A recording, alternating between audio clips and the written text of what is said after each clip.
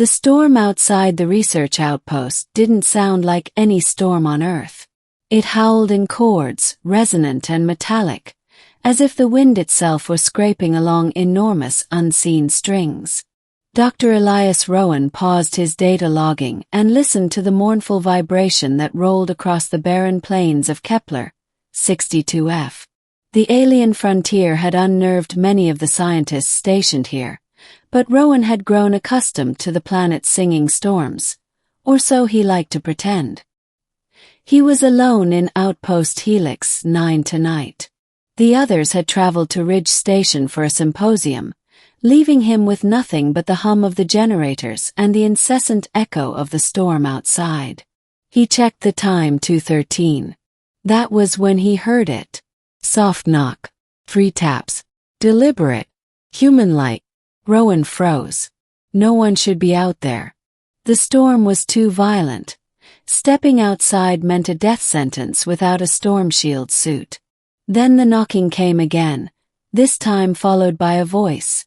Soft, trembling, undeniably feminine. "Human, are you awake?"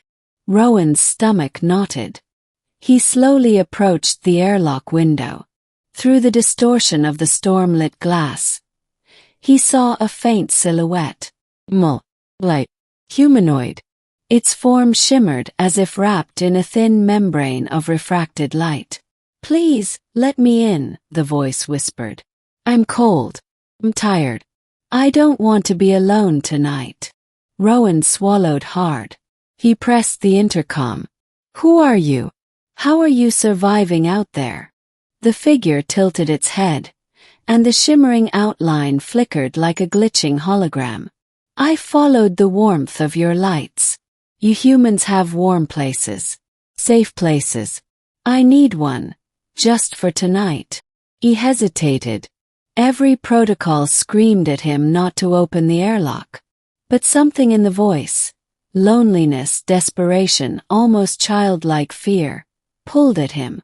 Against his better judgment, he keyed in the airlock override. A blast of metallic wind roared in.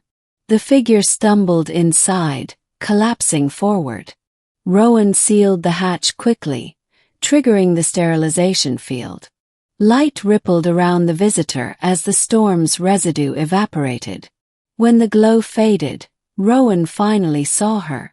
A girl or something shaped like one. Her skin was pale silver, nearly translucent like moonlit glass. Her eyes were large, dark, and deep enough to drown in.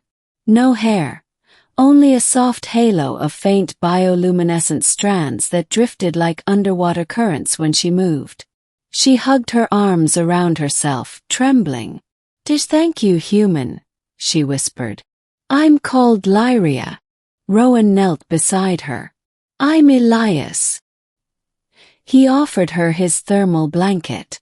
"You shouldn't be outside in that storm. That radiation could." "I'm not from the storm," she said gently. "I am hidden from it.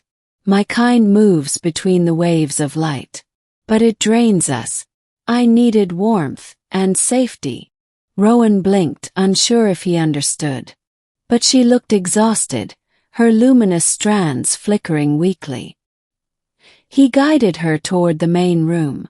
She walked carefully, as though each step took effort. "Why come here?" Rowan asked. "There are other outposts. Some with more people." Her eyes lowered. "Humans fear what they don't recognize." You were alone. Aloneness calls to me." Something about the way she said it sent a chill down his spine. They sat across from each other at the outpost's small metal table. Rowan poured her a cup of heated hydration broth. She held the cup between delicate fingers, marveling at the steam rising from the surface. "Your world is so warm," she murmured. Rowan watched her. She didn't seem dangerous, fragile if anything, but appearances could be deceiving. He cleared his throat.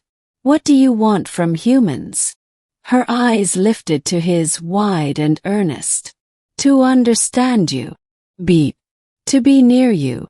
Then she added, voice barely audible, to not be alone anymore. That last part hit Rowan deeper than he expected. Loneliness had been his invisible companion for years, long before he ever set foot on this distant world. Hours passed as they talked. Lyria spoke of energy currents her species traveled through, threads of light woven across the planet. She described her people living between visible wavelengths, unseen by human eyes unless they chose to be known. Rowan found himself captivated. She wasn't just another alien entity. She was something ancient, ethereal, almost sorrowful. Around 4 o'clock, the storm softened, its metallic chords fading into faint murmurs. Lyria glanced toward the darkened hallway. Human, she said softly. Elias. She took a hesitant step closer. May I ask something?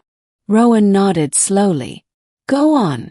Her voice was a trembling whisper. Can I sleep beside you tonight?